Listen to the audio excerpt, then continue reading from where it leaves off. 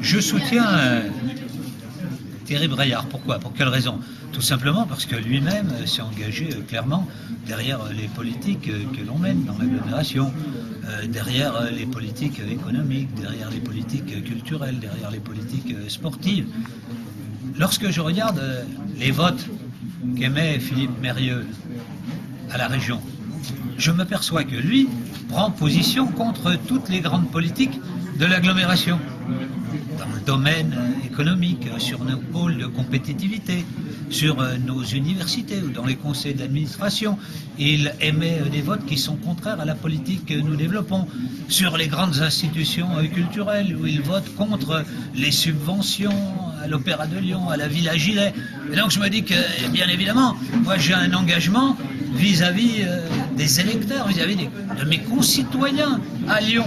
Et donc je ne vais pas renier les politiques que je mène depuis 2001 et que je projette depuis 1983, lorsqu'avec Thierry Braillard, nous essayons de conquérir la mairie.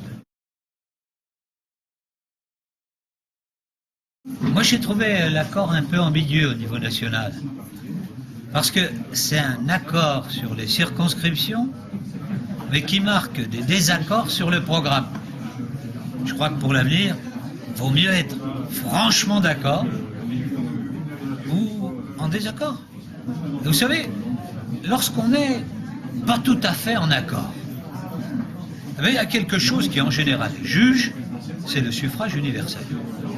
Et il suffit de dire qu'on pratiquera pour le deuxième tour le désistement républicain, c'est-à-dire qu'entre nous, ceux que le suffrage universel aura mis en tête, on votera pour eux.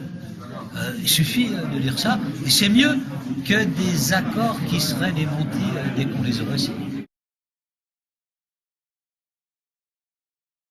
Je ne sais pas si Philippe Mérieux va vouloir maintenir sa candidature. Vous voyez, autour de Thierry Braillard, il y avait tous les élus lyonnais de cette circonscription. Et il en aura bien d'autres demain. Donc, il y en a qui font du vagabondage politique. Nous, on est dans l'enracinement politique. Moi, je dis à François Hollande, on ne peut pas partir en campagne présidentielle